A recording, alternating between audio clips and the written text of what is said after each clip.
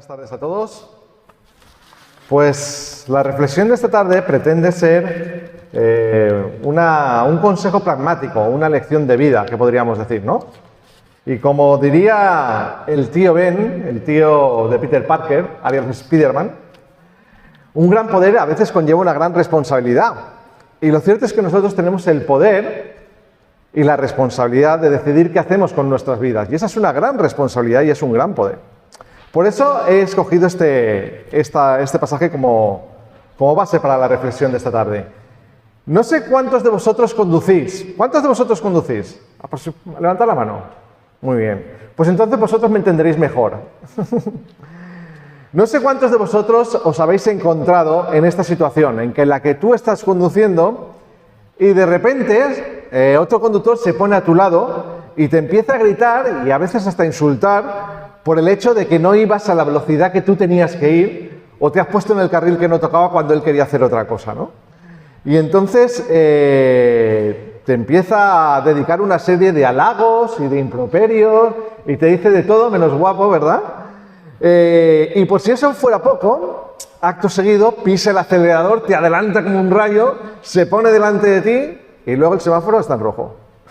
Y tú llegas y te pones al lado y te ríes, ¿no? Te ríes porque la situación es cómica y entonces ves como si la persona todavía se enciende a ir a más, ¿no? Y su rostro serio, indignado, mira al frente y está pensando, bueno, me llevan los demonios, ¿no? Pero el problema no es la velocidad a la que circulabas o la conducción que tú estabas haciendo. Seguramente esa persona estaba enojado mucho antes por otra cosa. Algo que seguramente era el cúmulo de circunstancias y que en ese momento esa era la gota que colmaba el vaso, ¿no? Habría que ir al principio de la situación que ha tenido ese hombre en ese día para ver qué le había hecho llegar hasta ese momento para que actuara de esa manera, ¿verdad? Habría que ir al principio de la situación que se originó para entenderlo bien. Y eso es lo que vamos a hacer nosotros. Vamos al principio, al Génesis, para entender cuál es el problema de la historia de la humanidad, el problema que tenemos las personas, porque la historia que se relata en el Génesis es la historia de cada uno de nosotros. Me gustaría hablar esta tarde de que la Biblia es la historia de la salvación. ¿Y por qué el Génesis? Porque el Génesis es un libro que no solamente explica la historia de la humanidad, sino la historia de cada uno de nosotros que estamos aquí. ¿Cómo un libro puede explicar la historia de cada uno de nosotros? Pues sí, vamos a ver cómo esta historia de Caín y Abel que hemos leído se aplica también a nuestras vidas. Porque la fuerza que tiene la palabra de Dios radica en que lo que ocurrió en un principio, hoy sigue ocurriendo también. De hecho, la historia de Adán y Eva es también nuestra historia. Y la historia de Caín y Abel también es la nuestra. Y nos muestra claramente cuál es la situación de este mundo. 3 historias así, a vuelo viento, a vuela pluma, nos muestran y bastan para reflejar el problema de la humanidad. Una humanidad que se encuentra en el Génesis perdida, alejada y extraviada. 3 sencillas historias. El diluvio. ¿Alguien tiene para leer Génesis 6, versículo 5, por favor? Génesis 6:5, que lo lea. ¿Qué dice Génesis 6:5? Y vio Jehová que la maldad de los hombres era mucha en la tierra, y que todo designio de los pensamientos del corazón de ellos era de continuo solamente el mal. La maldad era mucha y solamente pensaban en hacer el mal. Ahora bien, este texto hay que confrontarlo con otro, Génesis 1:31. ¿Qué dice Génesis 1:31, por favor? El que lo tenga. Y vio Dios todo lo que había hecho, y he aquí que era bueno en gran manera. Y fue la tarde y la mañana el día sexto. Es decir, que todo lo que Dios había creado no se parecía en nada a lo que el hombre había hecho con ello. No se parecía en nada de lo que se había hecho consigo mismo. Hasta tal punto está deteriorada la situación que Dios decide volver a empezar de nuevo. Porque no hay posibilidad de restaurar la degradación a la que había llegado el hombre con la creación cuando decidió vivir alejado de Dios. Segunda historia, la Torre de Babel. Todos la conocemos, Génesis 11, versículos del 1 al 4. ¿Alguien, si lo tiene, por favor, lo puede leer? Si no, lo leeré yo. Génesis 11, versículos del 1 al 4. Tenía entonces toda la tierra una sola lengua, y unas mismas palabras. Y aconteció que cuando salieron de Oriente, hallaron una lengua en la tierra de Sinaí, y se establecieron en él. Y se dijeron unos a otros: vamos, hagamos ladrillo y pongámonos con fuego. Y les sirvió el ladrillo en lugar de piedra, y el asfalto en lugar de leña. Y dijeron: vamos, edifiquemos una ciudad y una torre, cuya cúspide llegue al cielo, y hagámonos un nombre, por si fuéramos esparcidos sobre la faz de toda la tierra. Es decir, de repente, toda la humanidad conocida, al menos, se une bajo una misma lengua, una misma cultura, y se asocia para alcanzar un objetivo en común. Qué bonito. ¿Y cuál es ese objetivo? Grandeza, prestigio y poder. Yo, mí, me, conmigo. Todo para mí. ¿Verdad? Pero esto no es algo nuevo, bro. Es algo que se repite, porque es lo mismo que le pasó a Adán y a Eva, ¿no? Pero con la serpiente. Es exactamente lo mismo, con protagonistas diferentes, en la que tanto estos personajes de la Torre de Babel como Adán y Eva, ¿cuál es la idea, el engaño que está en el sustrato? Querer ser como Dios, querer ser igual a Dios, querer gobernarse a sí mismo y querer tener toda la potestad. Y este es el mismo mensaje o la misma idea que tenemos en nuestra sociedad de hoy, ¿no? Quien se atribuye con orgullo la decisión de decir: yo soy mi propio Dios y hago lo que quiero con mi vida. Y uso mi libertad para llegar a ser lo que yo quiero llegar a ser. ¿Y cuál es la consecuencia de todo ello? Pues la misma que en la Torre de Babel: confusión, caos, destrucción, hogares rotos, familias rotas, vidas y personas rotas. Tercera historia, el drama de Caín y Abel. Esta historia la acabamos de leer. Nos muestra que quien no confía en Dios, en el fondo, solo apuesta por sí mismo. ¿Se entiende esto? Si tú no confías en Dios, en quien confías y por quien apuestas es por ti. Y no hay mayor autoridad que la que tú decides tener sobre ti mismo. Y quien apuesta por sí mismo, y este es el peligro y la lección que tenemos que aprender, acaba por convertir la coexistencia en un problema de rivalidad, hasta tal punto que esta rivalidad acaba por destruir nuestra relación con Dios y con nuestro prójimo, que es justo lo que le pasó a Caín con su hermano Abel. Pero vamos a centrarnos en esta historia, en el drama de Caín y Abel, y observaremos más de cerca cuál es el camino que acontece al hombre cuando decide manifestar su libertad al margen del plan que Dios ha establecido por nosotros. ¿Se entiende esto? Pues vamos allá. Primera consecuencia: falta de identidad. Caín y Abel fueron con toda seguridad educados e instruidos por sus padres, como lo son todos los hijos por sus padres hoy en día. Y fueron instruidos con toda seguridad acerca de quién era Dios y quiénes eran ellos y cómo relacionarse con Dios. Seguro que lo fueron. Por tanto, son unas personas con un marcado carácter, podríamos decir, religioso, ¿verdad? Por ello, y lo vemos aquí en el capítulo 4, deciden hacer ¿qué? Presentar una ofrenda, un regalo. ¿Para qué? Para acercarse a Dios. Como queriendo congratularse con Dios, ¿no? Porque ellos sabían que este era el medio establecido para acercarse a Dios. Es decir, y esto es importante, son personas que no quieren vivir alejadas de Dios. Y por eso, ¿qué hacen? Se acercan con una ofrenda. Muy bien. Ellos sabían que su relación había sido dañada por el pecado igual que la de sus padres. Así que deciden acercarse a Dios y manifestar su reconocimiento a Dios por medio de un presente, un regalo, fruto de su esfuerzo, de sus acciones. Pero aquí viene la primera lección. Ellos creen que conocen a Dios, pero no lo conocen realmente.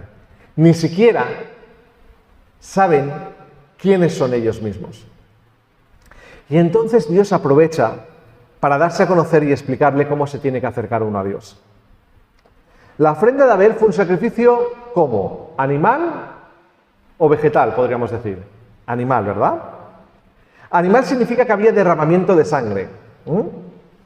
Y Dios aceptó esa oferta porque era la única manera en la que el hombre recibiría salvación. Más adelante, en el libro de Hebreos, el autor de Hebreos dice claramente: sin derramamiento de sangre no hay perdón de pecados. ¿Por qué? Porque cuando Dios crea a Adán y a Eva en la intimidad y les da su propia imagen, la vida eterna que hay en él, ese reflejo de la imagen de Dios, eso es tan sagrado y tan vital que constituye la vida en sí misma.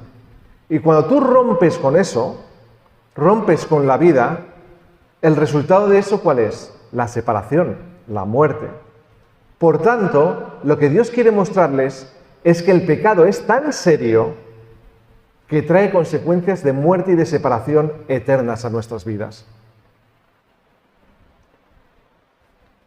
Y esa separación solamente puede ser restaurada por otra vida que vuelva a hacer nacer esa relación de vida entre el Padre y el Hijo. Si nos acercamos a Él sin confesar nuestro pecado, es como si nos acercáramos a Él pero hubiera una barrera en medio que impide que nos acerquemos completamente a su presencia. Nunca jamás vamos a poder estar cerca de Él si hay un pecado que nos separa de Él. Ese pecado solo puede ser limpiado con sangre, porque la sangre de su Hijo es lo que va a hacer que podamos estar cerca de Él otra vez. Levíticos 17:11 nos lo recuerda. ¿Alguien puede leerlo? Levítico, la segunda ley. Porque la vida de la carne y la sangre está, y yo os la he dado para hacer expiación sobre el altar por vuestras almas, y la misma sangre hará expiación de la persona. Pedro lo diría con estas palabras. Fijaos, dice: sabiendo que no fuisteis rescatados de vuestra manera de vivir, heredada de vuestros padres con cosas perecederas como el oro, algo que se puede ofrecer, o plata, sino que habéis sido rescatados a través de la sangre preciosa de un cordero sin tacha y sin mancha, la sangre de Cristo, el cual estaba preparado desde antes de la fundación del mundo, pero se ha manifestado en estos últimos tiempos. Y sin embargo, sabiendo esto, Caín ofrece otra ofrenda, otra forma de acercarse a Dios, otra forma de relacionarme con Él. Probablemente Caín da lo mejor que tiene. Ojo, que no es poco, pero es que lo mejor que tiene, lo mejor de nosotros mismos, no es suficiente para Dios. Porque no podemos acercarnos a Dios en base a nuestras mejores acciones o a nuestros mejores méritos. Porque lo mejor de nosotros, a los ojos de Dios, es imperfecto. Con lo cual no basta para cubrir el pecado. Caín lo sabe, pero él, en su condición de pecador, prefiere no confesar su pecado y acercarse a Dios y decirle: mira, como sustituto de mi perdón por mi pecado, te ofrezco lo mejor que tengo. Y Dios aprovecha esa situación para decirle: no son así las cosas, Caín. No puedo permitir que creas por un segundo que la reparación del pecado puede ser hecha solamente con buenas acciones. Ni siquiera lo mejor que hay en ti basta para restaurar esta relación. A no ser que aquello que nos separe de Dios provenga de otro lugar que no sea la sangre de otro en nuestro lugar, no vas a entender que la vida es algo sagrado que no proviene de ti. Y por tanto, no la puedes proveer, no está a tu alcance. Y una vez dicho esto, podemos comprobar cómo en los telediarios y en las noticias, el nombre de Dios y la sangre de Cristo y muchos otros nombres son utilizados para arrebatar las vidas a las personas. Caín sabía esto, pero él prefirió no reconocerlo y acercarse como a él le era más cómodo. tú has dicho esto, Dios, pero a mí es que me siento mejor con esta otra forma de acercarme a ti, ¿verdad? Por eso optó por ese camino. ¿Cuál es ese camino? Ignorar quién es Dios e ignorar quién es en realidad Él. Y eso acabó en una de las mayores tragedias de la vida. Bueno, puede que esta historia parezca un poco antigua, un poco rancia, un poco seca, pero es la historia de nuestra vida también y la que ocurre cada día. Y si no, mirar a vuestro alrededor, incluso en este pueblo, cómo cientos y cientos de personas todos los domingos se acercan con sus mejores galas, con sus mejores acciones, a un templo, a ofrecer lo que ellos creen que es lo mejor que tienen, esperando así conseguir la reconciliación con Dios. No conocen al verdadero Dios. En el fondo, el hombre y estas personas han decidido cómo es la fiesta, cómo es la ofrenda y cuál es la imagen que voy a venerar y adorar. Con lo cual, el centro son ellos mismos, porque ellos lo deciden todo.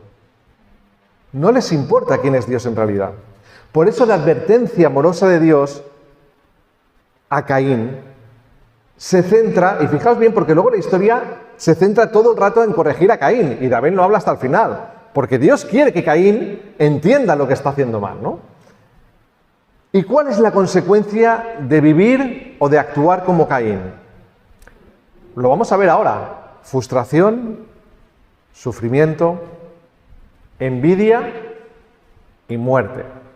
Eso es lo que trae cuando decidimos no tomarnos en serio nuestra reconciliación con Dios.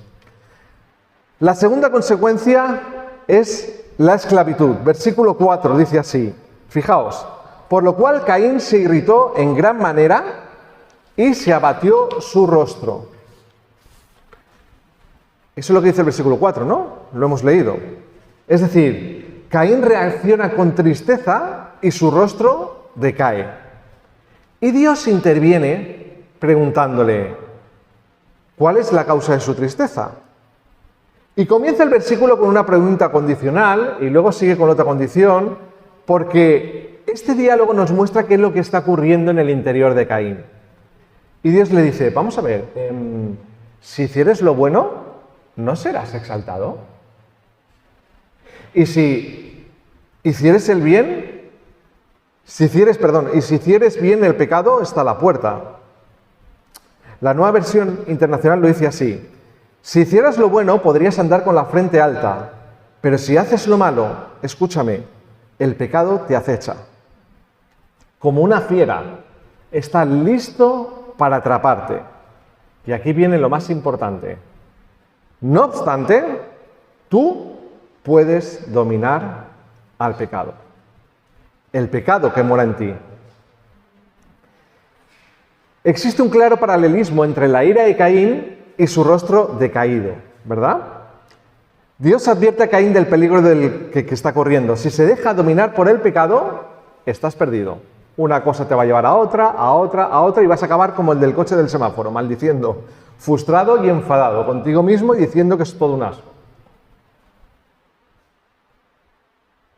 Pero debemos ser conscientes de que nosotros, a través del sacrificio de Jesús, hemos recibido un espíritu que nos capacita, ¿para qué? Para resistir al pecado y vencer al pecado en el nombre de Jesús.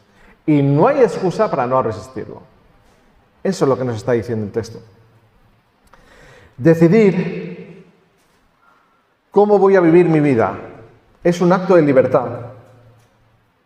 Pero tenemos que saber que esa libertad mal empleada puede acabar en relaciones rotas entre nosotros, Dios y los demás. Y escúchame una cosa, la religión no impide que esto tenga lugar, porque Caín era una persona religiosa que se quiso acercar a Dios. ¿Queda claro?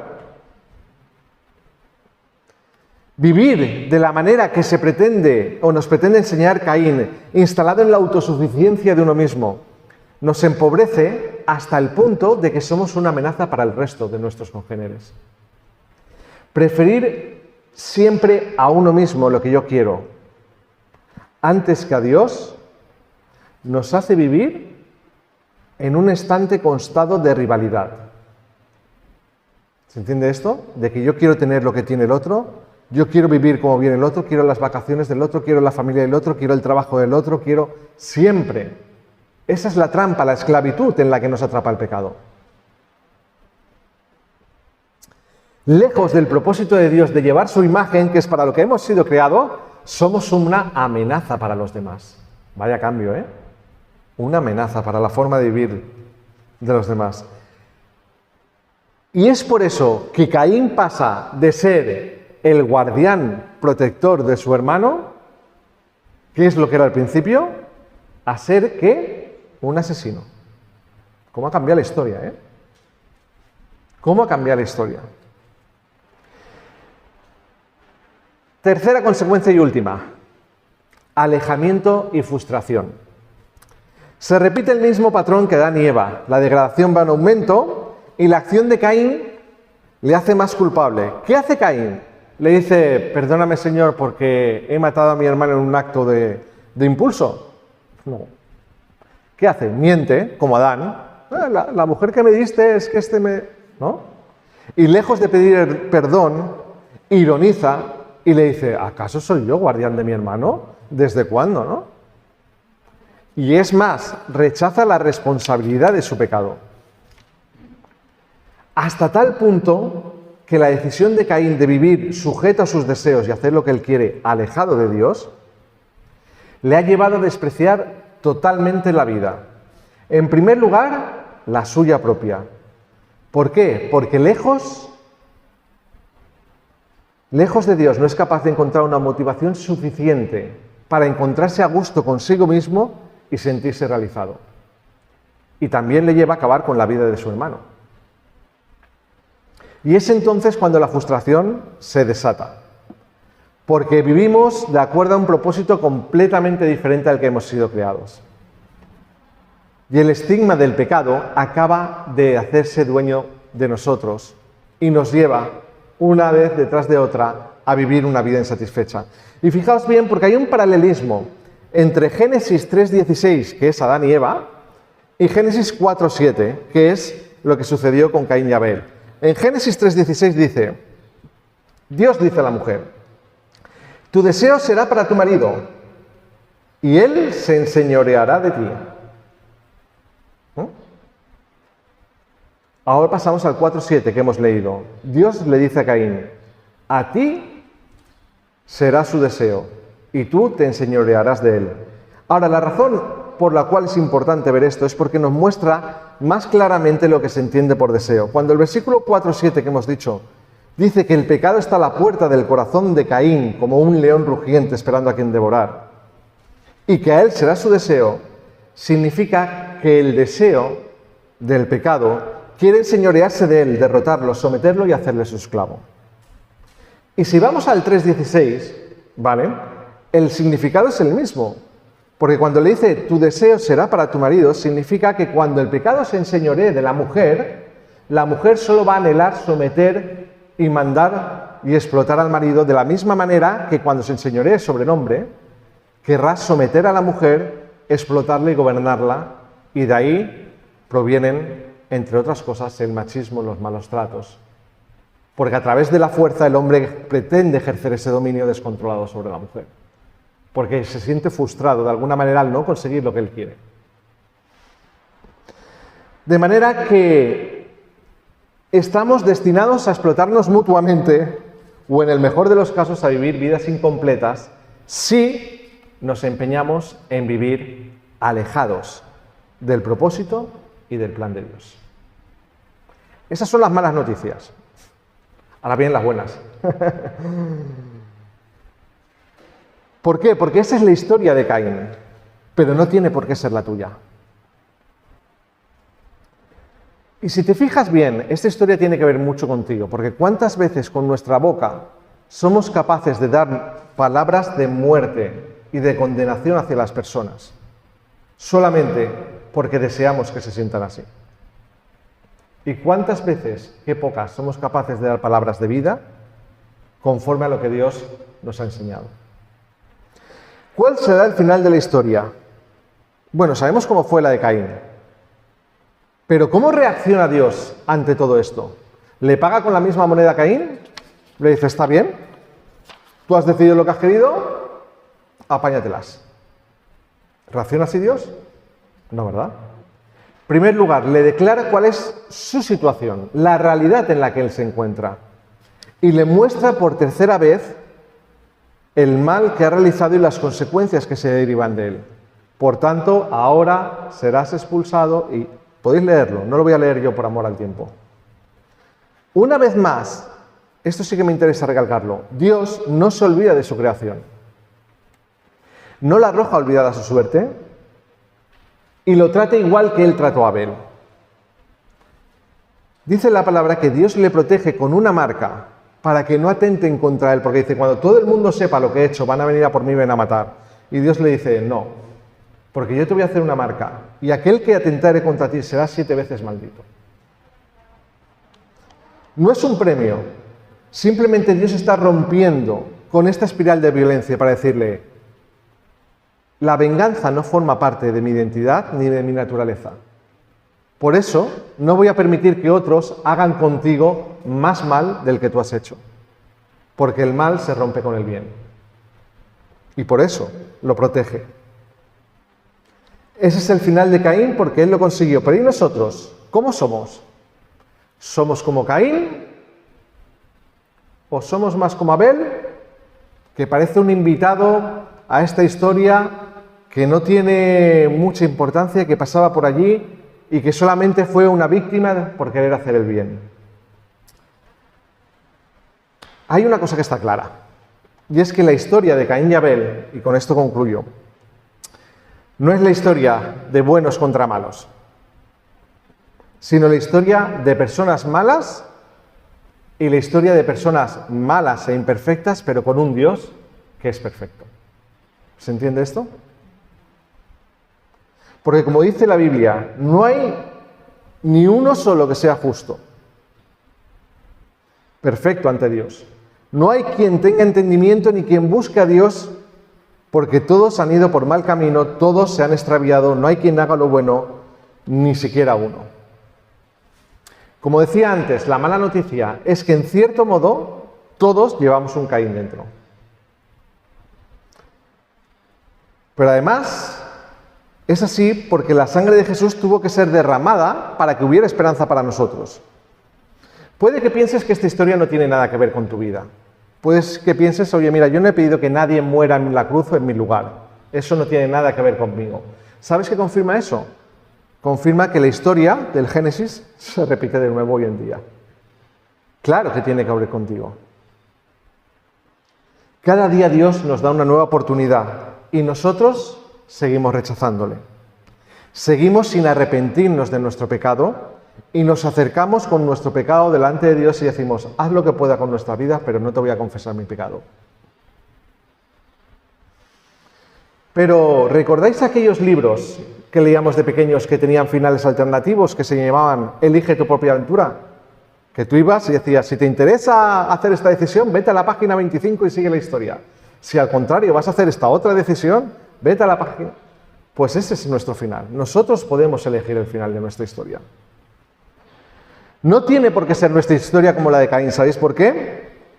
Porque Él ha provisto, me refiero a Dios, desde el mismo principio, la salvación a través de aquel, y esto es importante, que como dice Hebreos, cuya sangre habla más alto y mejor que la de Abel. ¿Recordáis que dice el Señor? La sangre de tu hermano me está pidiendo que haga justicia.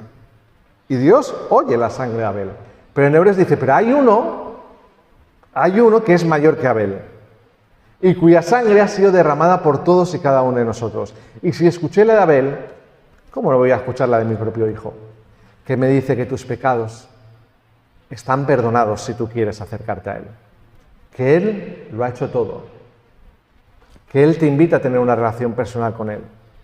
Que te invita a transformar tu vida.